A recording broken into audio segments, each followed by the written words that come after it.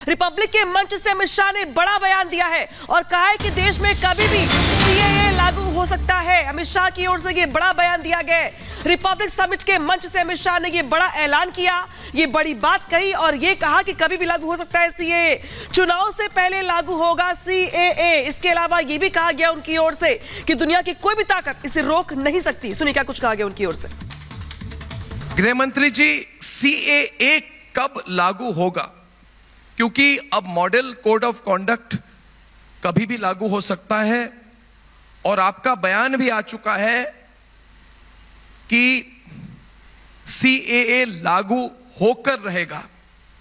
तो इस पर कोई टाइमलाइन आप कह सकते हैं कि कब होगा? मैं फिर से कहता हूं, सीएए देश का कानून है, पत्थर पर लकीर है, ये वास्तविकता है, ये लागू होगा ही होगा और इस चुनाव के पहले होगा। इस चुनाव के पहले होगा। इस चुनाव के पहले होगा। यह बहुत बड़ी बात कही है आज। मैं तो यह कह सकता हूं कि यह हाहाकार हो गई। आपने जो बात अभी कही है, गृह मंत्री जी ने बहुत बड़ी बात हम सबके सामने प्रणव जी, तालियां बज गई। कोई धमाका नहीं, ये बात मैं 10 बार बता चुका हूं। नहीं, मगर आप चुनाव के पहले सीएए लागू होगा। इस देश का कानून है, इसको कोई नहीं रोक सकता। फैंटास्टिक।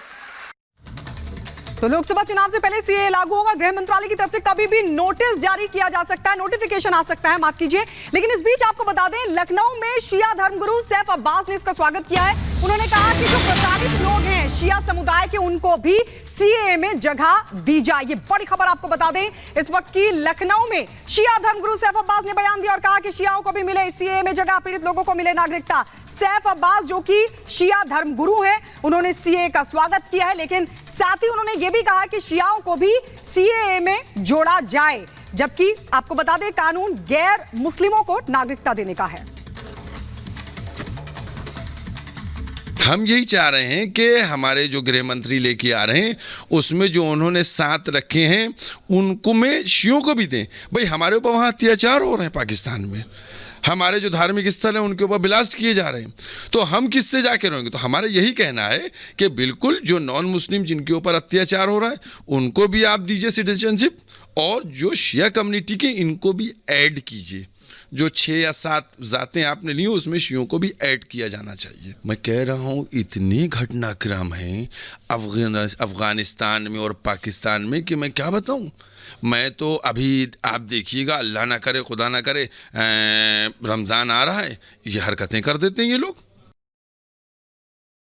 तो सुन रहे थे आप जिस तरीके से मुस्लिम धर्मगुरु की ओर से बड़ा बयान दिया गया और कहा गया कि दरअसल इसमें शिया जो है उनको भी इसमें शामिल किया जाए। हालांकि इसको लेकर के अभी जिस तरीके से अमित शाह की ओर से बड़ा बयान दिया गया और कहा गया कि ये पूरे देश में लागू होगा, इसको कोई भी ताकत रोक नहीं सकती है। वहीं दूसरी ओर जो मुस्लिम धर्मगुरु है, उनके भी बयान सामने आ रहे हैं। और शिया धर्मगुरु का बयान सुना आपने, जो कह रहे हैं कि शियाओं को भी मिले सीएए में जगह, जो पीड़ित लोग हैं उनको भी इसमें नागरिकता देने का प्रावधान किया जाए। यानी कि अपनी अपनी जो मांग है उनकी ओर से वो भी यहाँ से सामने आ रही है। हालांकि अभी जिस तरीके से लागू करने की बात सामने आ रही है, चुनाव से पहले इसको लेकर नोटिफिकेशन जारी होने की बात कही जा रही है। सीधे रुख करते हैं अजय का लखनऊ से।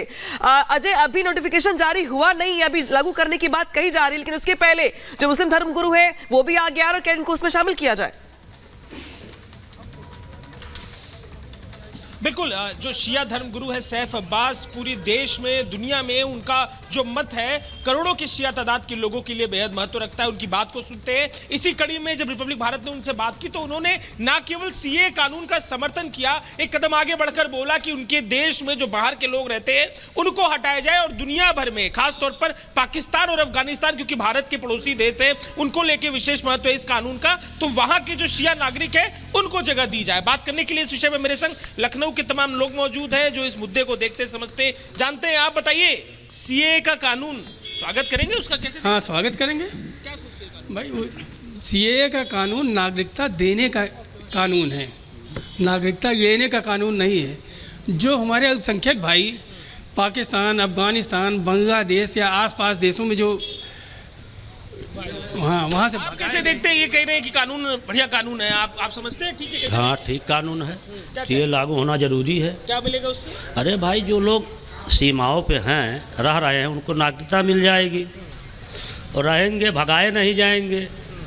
शिया धर्मगुरु है लखनऊ के, वो बात कह रहे हैं करते हुए कि बिल्कुल कानून को लाया जाए और शियाओं को भी इसमें जगह दी जाए। लगता है कि उनके संग भी अत्याचार होता है पाकिस्तान अफगानिस्तान में? भाई दोहरा चरित्र तो पाकिस्तान अपनाता ही है, तो जान ही रहे हैं आप। भाई वो सिया मुल्क तो है नहीं पाकिस्तान, दोहरा चरित्र तो उनका ही है भाई। इसे ये ईरान से उनकी तनातनी हमेशा रहती है। तो तक की विषय पे जोड़, हाँ, ईरान तक की विषय क्यों नहीं जोड़ा जाएगा? अब वो मांग कर रहे हैं। अगर आप बताइए कैसे देखते हैं कानून को? ये कानून आएगा, पिछली बार तो बड़ा उपद्रव हुआ था, चर्चा मात्र से, इस बार लग रहा है शांति रहेगी। नहीं, शांति रहेगी। देखिए, सरकार जो भी कानून बनाती है उस पर जो है गहन अध्ययन करना चाहिए, और बनाए हैं, बहुत अच्छी बात है। लेकिन उसके साथ साथ समान शिक्षा का अधिकार भी बनाना चाहिए, न कि जो है जो जरूरी चीज़ें हैं उसको न बना के और जो उस तरह का है उसमें गुमराह कर रहे हैं। सीएए का कोई फायदा नहीं है, क्योंकि जब तक दृढ़ इच्छा शक्ति नहीं रखेंगे तब तक कोई कानून पूर्ण रूप से लागू नहीं होता। बिल्कुल अजय, आपके पास हम लौटेंगे। लोग भी सीएए का स्वागत कर रहे हैं, गृह मंत्रालय कभी भी नोटिफिकेशन जारी कर सकता है। लेकिन इस बीच आइए बढ़ते आगे, एक बड़ी खबर आपको बता दें, और बड़ी खबर यह कि एनडीए का बिहार में सीट शेयरिंग को लेकर जो फॉर्मूला है वो लगभग तय माना जा रहा है। और इस बीच एलजेपी के नेता चिराग पासवान ने मुलाकात की है, जेपी नड्डा से मुलाकात की है। सीट शेयरिंग को लेकर दरअसल दोनों के बीच बातचीत हुई है। दिल्ली में नड्डा और चिराग ने की है मुलाकात। बिहार में सीट शेयरिंग पर मंथन हुआ है। हालांकि सीट शेयरिंग का जो फॉर्मूला है वो तकरीबन तय है, लेकिन चाचा और भतीजे की लड़ाई में ऐसा लग रहा है कि बात कहीं अटकी हुई है, और इसीलिए जेपी नड्डा के साथ चिराग पासवान ने मुलाकात की है। दोनों के बीच बातचीत हुई है, दोनों के बीच दिल्ली में मंथन हुआ है, और यह माना जा रहा है कि लगभग तय है फॉर्मूला सीट शेयरिंग का। तो चुनावी मौसम में लोकसभा चुनाव का ऐलान कभी भी हो सकता है।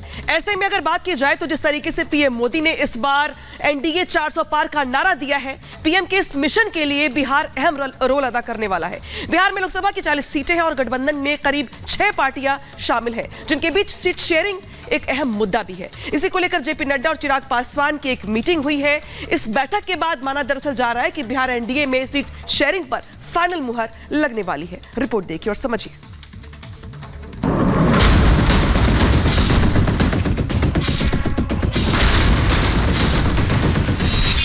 बिहार में लोकसभा चुनाव के लिए जारी सियासी हलचल के बीच बीजेपी के राष्ट्रीय अध्यक्ष जेपी नड्डा और चिराग पासवान की दिल्ली में मुलाकात हुई। माना जा रहा है दोनों नेताओं की मीटिंग में लोकसभा चुनाव की सीट शेयरिंग को लेकर चर्चा हुई है। सूत्रों का दावा है कि इस मीटिंग के साथ ही बिहार की 40 लोकसभा सीटों को लेकर एनडीए की सीट शेयरिंग का फॉर्मूला तय हो गया। चिराग एनडीए के साथ की लोकसभा चुनाव लड़ेंगे। दरअसल बिहार में एनडीए का कुनबा काफी बड़ा हो गया है। बीजेपी जेडीयू के साथ की उपेंद्र कुशवाहा और जीतन राम मांझी की पार्टी भी शामिल है। इसके अलावा एलजेपी के चिराग और पशुपति पारस के दोनों गुट शामिल हैं। 40 लोकसभा में से सभी दल अपने अपने लिए ज्यादा से ज्यादा सीटें चाहते हैं, जिसकी वजह से गठबंधन के ऐलान में देरी हो रही थी। लेकिन अब सूत्रों का दावा है कि गठबंधन में आ रही सभी बाधाओं को दूर कर लिया गया है। माना जा रहा है कि चिराग और पारस दोनों को बीजेपी ने मना लिया है। सूत्रों का दावा है बीजेपी 20 से 22 सीटों पर लोकसभा चुनाव लड़ सकती है। जेडीयू 12 से 14 सीटों पर चुनाव लड़ सकती है। चिराग और पारस दोनों को 3-3 सीटें दी जा सकती है। कुशवाहा मांझी को भी 1-1 सीट दी जा सकती है। कुछ लोगों को एनडीए में सीट बंटवारे की बड़ी चिंता हो रही है। महाठगबंधन के कुनबे की तरफ देखें तो इतनी नूरा कुश्ती है कि सीटों का बंटवारा ठीक ढंग से हो ही नहीं पाएगा। अगर बात करें एनडीए के कुनबे की तो सभी पार्टियां इंटैक्ट है और सही समय पर न सिर्फ सीटों का बंटवारा होगा बल्कि प्रत्याशी भी अनाउंस हो जाएंगे, और इसका नतीजा चुनाव में देखने को मिलेगा जब जनता 40 में से 40 सीटें एनडीए के कुनबे को जिता देगी। गठबंधन के दलों को दी जाने वाली लोकसभा सीटों की संख्या में थोड़ा बहुत फेरबदल भी संभव है, जिससे से ज्यादा सीटों पर एनडीए को मजबूत प्रत्याशी मिल सके। दरअसल एनडीए में ज्यादा पेंच चाचा भतीजे को लेकर ही है। आपको बता दें कि रामविलास पासवान की एलजेपी में 2 फाड़ हो गया है। चिराग और पारस दोनों अपनी एलजेपी को असली बता रहे हैं। दोनों गुट पिछली बार जीती 6 सीटों पर दावा ठोक रहे हैं। चिराग चाचा पारस की सीट हाजीपुर से लड़ना चाहते हैं, लेकिन बीजेपी ने एलजेपी के दोनों गुटों को साथ लिया है। दोनों गुटों के खाते में 2-2 या 3-3 लोकसभा सीटें आ सकती हैं। एनडीए में सीट शेयरिंग कोई समस्या नहीं है। उद्देश्य एक है, भारत के यशस्वी प्रधानमंत्री आदरणीय नरेंद्र भाई मोदी को पुनः प्रधानमंत्री बनाना। इसलिए भारतीय जनता पार्टी के साथ साथ सारे घटक दल एक उद्देश्य को लेकर के चल रहे हैं और सीट शेयरिंग कोई समस्या ही नहीं है।